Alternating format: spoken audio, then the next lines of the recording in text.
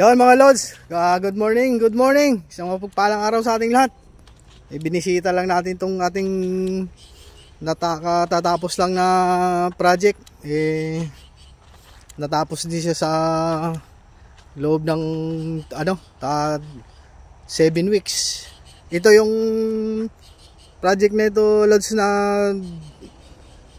produkto nung 6 na manpower, yung 2 mason, 3 laborer at saka tayo yung pang-6.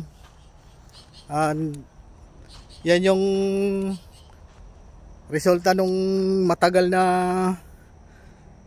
pagtatrabaho, yung paghuhukay dito sa lugar na ito, at saka yung pagbubuo natin ng mga bakal sa biga, at saka yung pagbabaluktot na rin ng mga bakal. Sobrang hindi lang natin isinama yung yung pili nung kung ilang araw itong backfilling, dahil hindi naman kasama ito sa trabaho natin yung yung sa pagbabackfill. Iba yung may gawa niyan .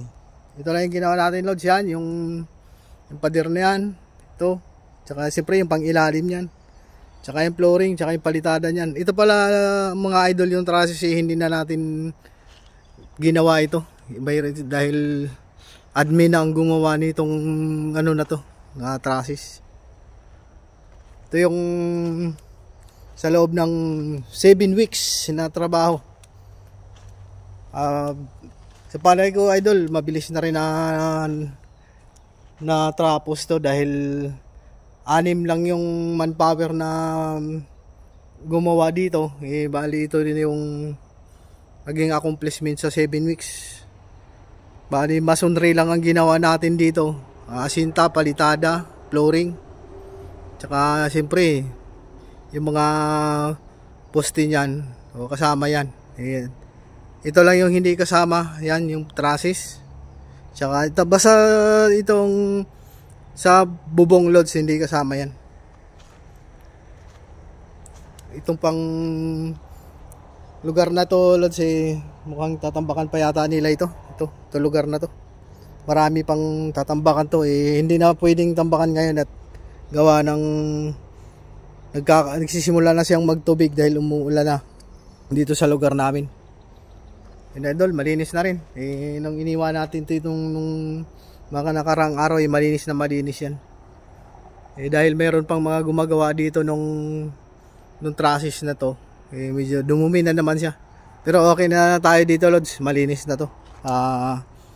Sila na ang bahala dyan, sagot na nila yan dahil tapos na tayo dito .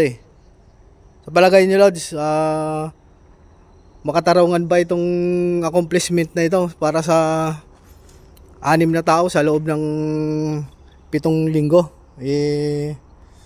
Maraming nagsasabi rito, mukhang talo yata yung may-ari sa ganitong kalaking trabaho sa 6 na linggo ng 7 linggo ng 6 na tao pala. Bali ito yung mga binakpil, tsaka ayun yung mixer natin, dyan na lang yan, lods, nakatambay na lang yan dyan, hindi na muna kukunin yan at wala pa naman tayong project na paggagamitan yan. Total, mas magandang iwanan ito dyan dito, gawa ng safety ito dito, walang makikialam yan at nakabakod ng buo itong compound na to. Kasi Aldol, maraming salamat pala doon sa mga nagtitiwala sa atin, at magandang araw po sa inyong lahat.